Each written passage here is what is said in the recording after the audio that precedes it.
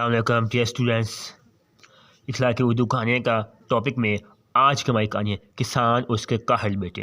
اس کا مطلب یہ ہے کہ کسان اور اس کے نکمے بیٹے۔ کہانی ہے سو ہم سٹارٹ کرتے ہیں۔ ایک کسان کے 4 بیٹے تھے۔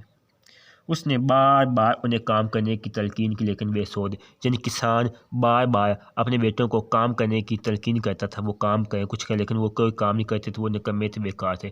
ٹھیک ہے، وہ شدید بیمار ہو گیا، یعنی کسان ایک دن شدید بیمار ہو گیا۔ اس نے اپنے بیٹوں کو بلایا، اس نے کھیتوں میں دفن ایک چھپے ہوئے خزانے کے بارے میں انہیں بتایا۔ یہ کہہ کر وہ فوت ہو گیا۔ اس نے کہا تھا کہ کھیتوں میں ایک خزانہ ہے، لیکن کسان بہت بیمار تھا۔ اب اس نے جاتے ہوئے ایک نصیحت تو کر دی۔ 4 بیٹوں نے گہرائی تک تمام کھیتوں کی کھدائی کی، لیکن انہیں کوئی خزانہ نہ ملا۔ ایک دانا آدمی نے انہیں تجویز دی کہ وہ کھیتوں میں بیج بو دیں۔